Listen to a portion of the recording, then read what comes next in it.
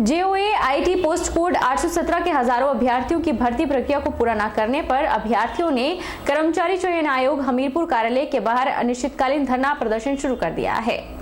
JOA की भर्तियों में लाखों युवा वर्ष 2018 से लटके हुए हैं, जिनके लिए सरकार भी कुछ नहीं कर रही। आज अभ्यर्थियों ने कर्मचारी चयन आयोग हमीरपुर कार्यालय के बाहर धरना प्रदर्शन शुरू कर दिया है। 1 जुलाई 2021 को भर्ती की लिखित परीक्षा का परिणाम घोषित किया गया था, जिसमें 19,624 अभ्यर्थियों ने परीक्षा उत्तीर्ण की थी और न तो टाइपिंग टेस्ट का परिणाम निकाला गया और न ही मूल्यांकन प्रक्रिया को पूरा किया जा रहा है। इससे पहले 25 जून 2021 को चयन आयोग को अल्टीमेटम दिया गया था कि 1 जुलाई 2022 तक भर्ती प्रक्रिया पूरी नहीं करने पर अनिश्चितकालीन हड़ताल की जाएगी।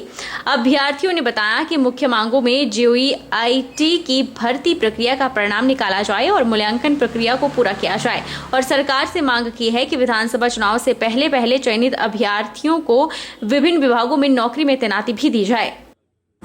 अपने कहे के अनुसार आज हमने जो है अपना इनिशिएटिव शुरू किया है। ये एक अनिश्चितकालीन धरना प्रदर्शन है जब तक हमारी जो 2 मांगे हैं मुख्य हैं।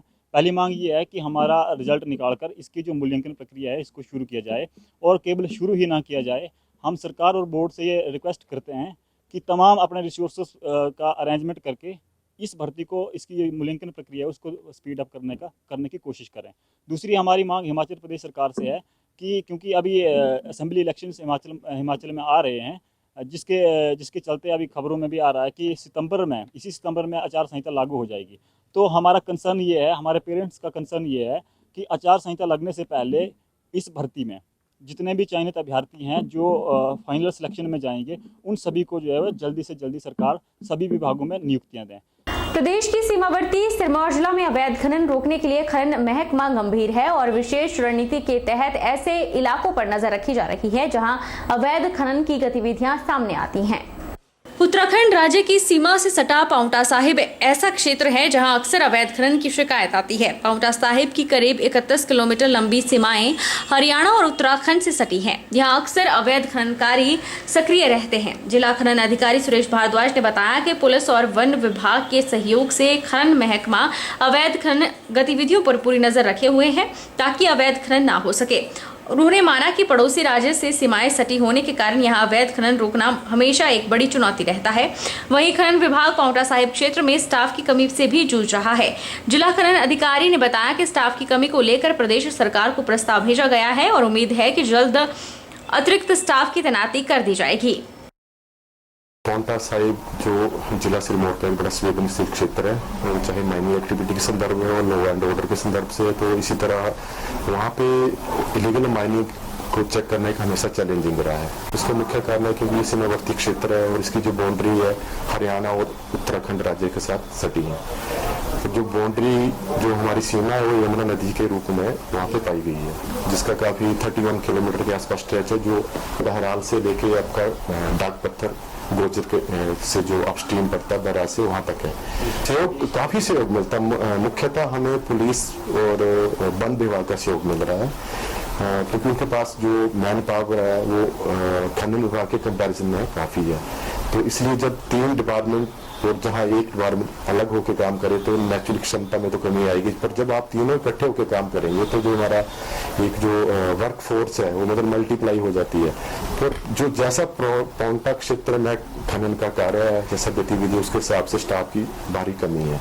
तो हमने सरकार से भी टेकअप किया है और अभी कुछ हमें हाल ही में जो कैबिनेट हुई इसमें कुछ काफी सैंक्शन की है गवर्नमेंट ने। तो उम्मीद है कि आने वाले अगले 6 महीने में हमारे पास काफी स्टाफ वगैरह आ जाएगा, तो उसमें तत्परता पे हम इसका जो पोस्टिंग होगी पांवटा में करेंगे। चंगर क्षेत्र के लगड़ू के गांव महाड़ के ग्रामीणों का गुस्सा इस समय 7वें आसमान पर है। ग्रामीणों ने चेताया है कि उनके गांव की सड़क नहीं बनी तो इस बार चुनावों का बहिष्कार किया जाएगा।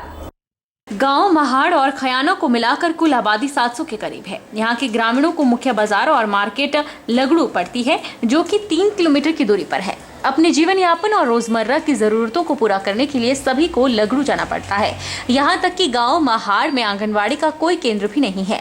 बरसात के दिनों में यहाँ के ग्रामीणों, बच्चों और बुजुर्गों को काफी मुश्किलों का सामना करना पड़ता है। कच्ची सड़क पर छोटे बच्चों का स्कूल जाना मुश्किल हो जाता है। गाँव का जंगली रास्ता और जगह जगह खराब सड़क और खड्डों में पानी भरने और दलदली मिट्टी के कारण सड़क पर चलना दूभर है।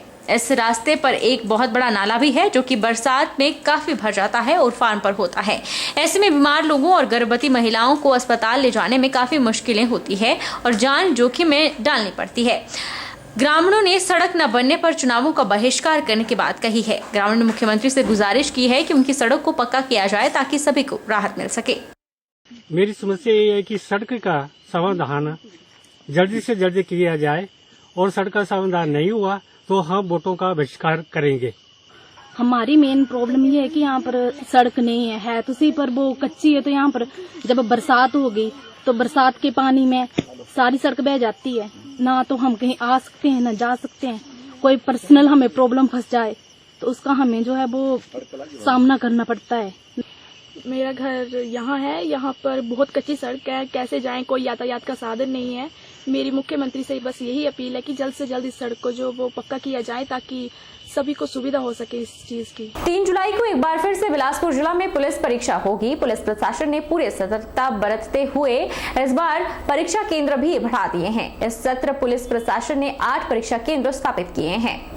3 जुलाई को हिमाचल में फिर से पुलिस भर्ती की लिखित परीक्षा आयोजित की जा रही है। बिलासपुर डीएसपी राजकुमार ने बताया कि सभी पात्र अभ्यर्थियों को प्रवेश पत्र, उनके मोबाइल नंबर जो कि उन्होंने आवेदन करते समय अपने आवेदन पत्र पर अंकित कर मैसेज के माध्यम से भेज दिए गए हैं। सभी अभ्यर्थियों को परीक्षा के दिन अपना प्रवेश पत्र साथ लाना अनिवार्य है और प्रवेश पत्र के बिना परीक्षा में बैठने की अनुमति नहीं दी जाएगी। उन्होंने बताया कि सभी अभ्यर्थियों को 3 जुलाई को सुबह 9 बजे तक अपने परीक्षा केंद्र पर उपस्थित होना अनिवार्य है।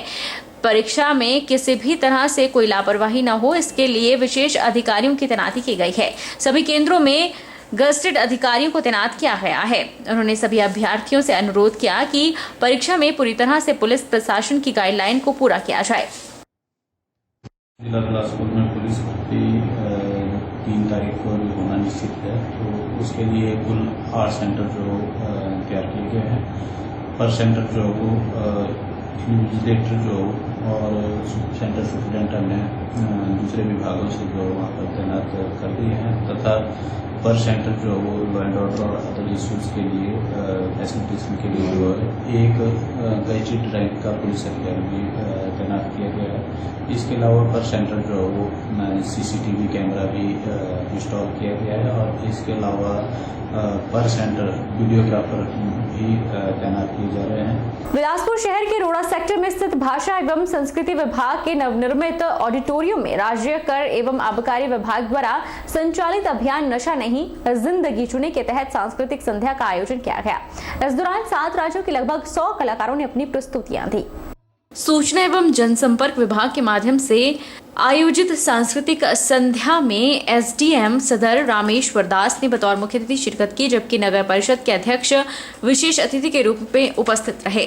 उत्तर क्षेत्र सांस्कृतिक केंद्र पटियाला के सौजन्य से असम का बिहू और भोरताल, उत्तर प्रदेश का बरसाना की होली, म्यूर डांस, राजस्थान का कालबेलिया, हरियाणा का घूमर और कोरिया, पंजाब का भांगड़ा, जिंदुआ और झूमर, गुजरात का सिद्धि धमाल नृत्य प्रस्तुत किया गया। इसके अलावा स्थानीय लोक कलाकारों ने भी कहलूरी लोक नृत्य की प्रस्तुति दी। इस दौरान गुजरात के सिद्धि धमाल नृत्य ने कार्यक्रम में समा बांध दिया। गुजरात के कलाकारों ने अपनी प्रस्तुति के दौरान हवा में नारियल उछालकर अपने सिर पर फोड़कर सबको हैरान कर दिया। और हम लोग आसाम की तरफ से आए हुए हैं। यहाँ पे आसाम का लोक नृत्य, लोक डांस, बिहू प्रस्तुत करने के लिए यहाँ पे आए हुए हैं और यहाँ पे आके बहुत ही अच्छा लग रहा है।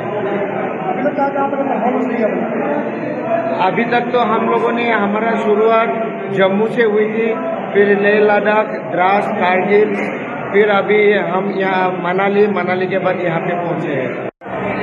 जी, हम लोग गुजरात से आए हुए हैं। जी, हमारा परफॉर्मेंस है अफ्रीका फोक डांस सिद्धि धमाल। बिलासपुर आके हमें बहुत अच्छा लगा, बहुत ही मजा आया। अभी ऑडियंस हमने देखी नहीं है, अभी देखेंगे, बहुत मजा आएगा एंजॉय करने के लिए। हमीरपुर में भगवान कृष्ण की भक्ति से सराबोर हजारों लोगों ने भगवान जगन्नाथ की यात्रा में भाग लिया। हर साल हमीरपुर में आयोजित होने वाली इस यात्रा में प्रदेश भर के कृष्ण भक्त भाग लेते हैं और इससे पहले 7 दिन शिव मंदिर हमीरपुर में भागवत का आयोजन भी किया जाता है। हमीरपुर में भगवान कृष्ण की भक्ति से सराबोर हजारों लोगों ने भगवान जगन्नाथ की यात्रा में भाग लिया। गोड़िया मठ के तत्वाधान में आयोजित यात्रा हमीरपुर नगर की परिक्रमा के बाद नादौन उपमंडल के दंगड़ी कृष्ण धाम में संपन्न हुई। इस यात्रा के बारे में गोड़िया मठ के महाराज त्रिदंडी स्वामी विश्व महाराज ने बताया कि यह रथ यात्रा समस्त विश्व में संचालित की जाती है और लोगों में इससे भक्ति का प्रसार होता है। उन्होंने बताया कि विश्व कल्याण के लिए यह यात्रा भगवान जगन्नाथ ने शुरू की थी। यह यात्रा हमीरपुर से गोया मठ धाम दंगड़ी तक जाएगी। जगन्नाथ भगवान के लिए महाराज हमारे वेदों में, उपनिषद में, पुराण में जगन्नाथ जी का वर्णन हुआ है कि जगन्नाथ साक्षात परमात्मा परमेश्वर श्री कृष्ण है। ये पूर्ण जगत को मालिक है। वो जगन्नाथ का मतलब पूरे विश्व के मालिक है, संपूर्ण सृष्टि को बनाने वाला, रखाने वाला, गति देने वाला जो भगवान है। उसी ये महामहोत्सव सब भक्त लोग बड़े उत्साह से उनको रथ यात्रा करके, उनके नाम लेकर के, उनके कीर्तन करते हुए, उनके ध्यान करते हुए रथ यात्रा करते हैं। इससे देश में भगवान के प्रति आस्था बढ़ती है। भगवान के प्रति जो आस्था है ये विश्व कल्याण करता है, जीव का सब अमंगल दूर करता है। मंगल भवन अमंगल हारी, द्रवंश दशरथ अजीर बिहारी। अतिरिक्त उपायुक्त जतिन लाल ने शुक्रवार को आईआईटी कमांड मंडी में प्रयास कार्यक्रम के तहत आयोजित कार्यशाला में युवाओं का मार्गदर्शन किया। आईआईटी सभागार में आयोजित इस कार्यशाला में प्रदेश भर के करीब 100 बच्चों ने भाग लिया। प्रयास कार्यक्रम युवा उद्यमियों और स्टार्टअप आरंभ करने वाली युवा प्रतिभाओं को प्रोत्साहन और प्रशिक्षण देने को समर्पित है। इसके तहत चयनित प्रदेश के 100 बच्चों को आईआईटी कमांड में निःशुल्क प्रशिक्षण दिया जा रहा है। अतिरिक्त उपायुक्त ने कार्यशाला में बच्चों को प्रधानमंत्री गति शक्ति योजना के तहत की जा रही विविध पहलों और कार्यक्रमों की विस्तृत जानकारी दी। The focus areas will be railways, airports, mass transport, waterways, logistics infrastructures, roads, etc. as I already told you. Now, a very important part of this Gati Shakti project will be the geographical information system and the layers that it will include. A geographical information system, GIS, is a system that creates, manages, analyzes and maps all types of data. GIS connects data to a map, integrating location data where things are with all types of descriptive information, what things are like there. Now layers are a collection of geographical data. Data properties and attributes specify how the layers draw on a map, and data gathered in the layer is represented with points, lines, shapes, to saving them digitally on a shape or a table file. Now, there are several departments that cater to these layers, and each and every department has been given the responsibility to manipulate and add and amend this data. And further in the presentation, I will explain it to you how this portal will work and how the data will be entered. Of this layer, for investors, comprehensive information for any geography available on a single portal. No need to visit different sites for feasibility studies. Like I am an investor, I should know what layer is available and what problems will I face when I invest in a particular area. बहरहाल bulletin में इतना ही। आप देखते रहिए HP 24/7।